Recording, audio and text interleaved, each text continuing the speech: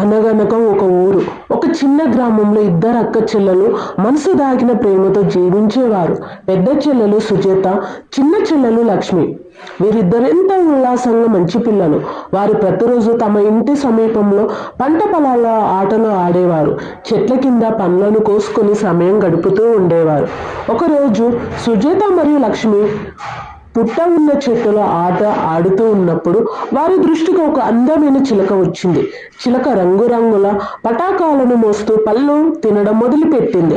ఆ చిలక చూసి ఇద్దరు ఎంతో ఆనందపడ్డారు. ఆ చిలక మనం పట్టుకొని మన ఇంటికి తీసుకుని వచ్చే అవకాశం ఉందా సుజాత అడిగింది. అవును, చిలక ఎంత అందంగా ఉంది, లక్ష్మి ఆనందంగా చెప్పింది. సుజాత చిలకని తీసుకురావాలని కానీ ఆమె మెల్లగా పట్టుకోవాలని లక్ష్మికి చెప్పింది.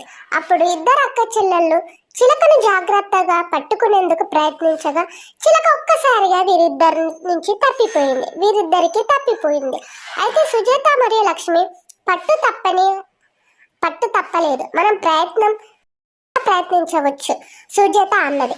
లక్ష్మి చింతించి మనం అసలు చిలకను పట్టుకునేందుకు ప్రయత్నించకూడదు, ఆమె ప్రకృతిలో స్వేచ్ఛగా ఉండాలని అనిపిస్తుంది అని చెప్పింది. ఇలా అక్క చెల్లెలు చిలక కోసం తమ ప్రయత్నాలను నిలిపి ప్రకృతిని గౌరవించి తమ జీవితాన్ని స్వేచ్ఛగా సాగిపోవడానికి ఆమెకు అంగీకరించారు. వారు మళ్ళా ఇంటికి వెళ్ళినప్పుడు వారు ఒకరినొకరు నవ్వుతూ ప్రకృతి యొక్క అందాన్ని మరియు జీవితంలో మరికొన్ని విలువలను పాఠాలను నేర్చుకున్నారు. ఈ కథ ద్వారా మనకు చెప్పింది ప్రకృతి సౌందర్యాన్ని గౌరవించడం, మనం పొందిన దాన్ని ప్రేమించడం కానీ దాన్ని స్వేచ్ఛగా ఉండనివ్వడం కూడా ఎంతో ముఖ్యం.